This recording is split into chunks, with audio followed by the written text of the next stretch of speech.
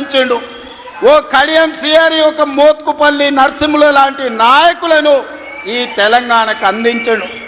అంతెందుకయ్యా, ఈనాడు ఉపన్యాసాలు ఇస్తున్న బీఆర్ఎస్ నాయకుడు కల్వకుంట్ల చంద్రశేఖర్ రావుకి రాజకీయ భిక్ష పెట్టింది ఎవరు? అన్న లేకుంటేనే మీరు నాయకులు అయ్యిండ్రా? అన్న నీడను బతికిన మీరు అన్నగారి గురించి తక్కువ చేసి మాట్లాడు మీకు మంచిదా? వారే కాదు, వారి పేరు పెట్టుకున్న వాళ్ళు కూడా ఈరోజు నాయకులుగా చలామణి అవుతున్నారు.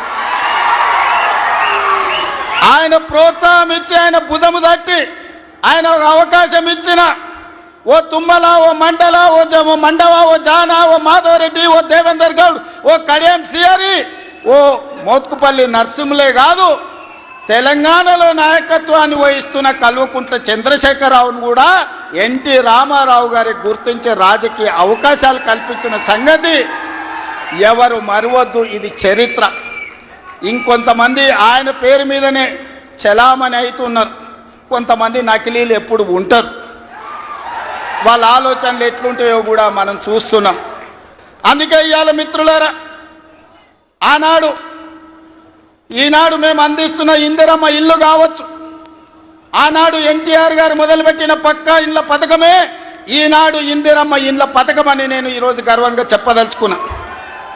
ఈనాడు 3,24,00,000 మంది సన్న బియ్యం ప్రతి పేదవాడు దళిత వాడల్లో అన్నం తింటున్నాడంటే, సంటి పిల్లలకు బుక్కెడు పువ్వ తినిపిస్తున్నారంటే ఆ స్ఫూర్తి వెనకాల అన్న 2 రూపాయల కిలో బియ్యం పథకం ఉన్నదని నేను ఈరోజు చెప్పదలుచుకున్నా. ఇవాళ మేము ఇందిరమ్మ చీరలు ఇస్తున్నాం ఆడబిడ్డలకు. పండుగ పూటనాడు పెట్టే మేము చీర సారెగా భావించి ఈనాడు పాలపిట్టల లెక్క ఈరోజు మా ఆడబిడ్డలు చీర కట్టుకుంటున్నారు. దీనికి స్ఫూర్తి ఆనాడు ఎన్టీఆర్ జనతా వస్త్రాలు పేదవాళ్ళకు అందించి కూడు గుడ్డ నీడ అని ఎన్టీఆర్ ఏదైతే ఆలోచన చేసిండో ఆ స్ఫూర్తి ఈనాడు మా ప్రభుత్వంలో అమలు చేస్తున్న సంక్షేమ పథకాలలో కనిపిస్తుంది. మీరు ఒక్కసారి ఆలోచన చేయండి.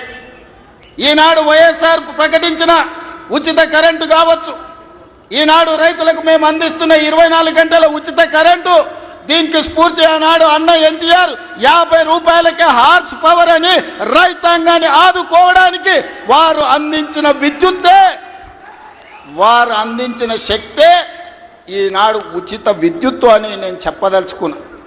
ఇవాళ మిత్రులారా, ఆనాడు ఎస్సీల కోసం, ఎస్టీల కోసం, మైనారిటీల కోసం అమ్మ ఇందిరమ్మ పాటుపడితే బలహీన వర్గాల కోసం అన్న ఎన్టీఆర్ పాటుపడ్డాడు.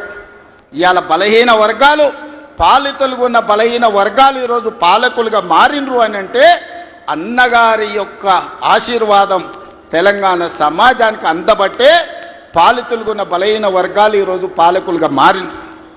ఒకనాడు గ్రామాలలో పటేలు పట్వారి వ్యవస్థ ఎంత బలంగా ఉండేనో వాళ్ళ చేతుల్లో తెలంగాణ నలిగిపోతుంటే ఎన్టీ రామారావు గారు పటేల్ పట్వారి వ్యవస్థను రద్దు చేసి పేదలకు విముక్తి కలిగించిన చరిత్ర ఈ ప్రాంతంలో ఉన్నది.